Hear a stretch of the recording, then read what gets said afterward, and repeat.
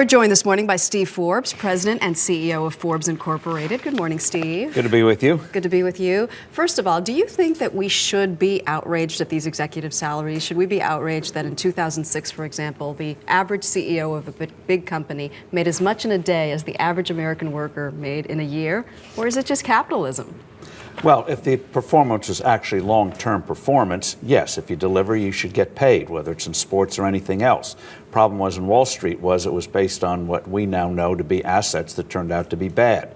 So yes, there should be outrage, but there should be outrage too at the Federal Reserve that let this bubble go on as long as it did by printing too much money, Fannie and Freddie for inflating this thing, and then crazy accounting rules, which as we speak today are destroying banks and hindering their ability to recover. Do we help or hurt the situation by capping the salaries at $500,000 for these CEOs of distressed firms that look for money from the government? Well, if the people are angry at what has been done, you should have a thorough change of management and then have incentives in there, long-term incentives, to make sure they do the right job in the future.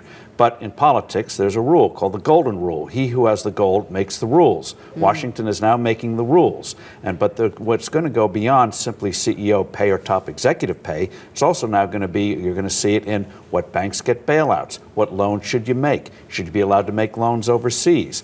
All of this is now going to get enmeshed in politics and gets around. The real problem is regulations, accounting regulations, which are destroying banks gratuitously. Most of the losses the banks have taken have been book losses, not cash losses. This is insane. Is there anything about this that worries you? Is there anything about the government getting involved in setting limits that strikes you as too far to the left of capitalism?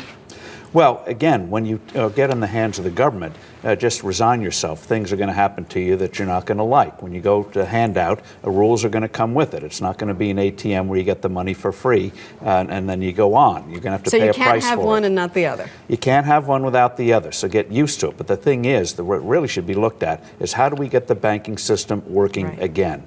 And that's what they really haven't addressed, and they're about to do something either through this bad bank or through loan guarantee or through guarantees of assets, of toxic assets. They're going to hurt the recovery instead of enhancing it. Wall Street usually finds a way to get around these rules. Do you think that it'll stick anyway?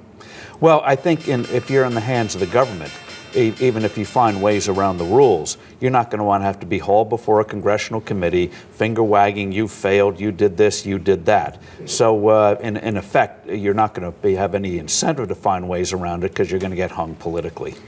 All right. Thank you, Steve Forbes. As always, pleasure having you here. Thank you.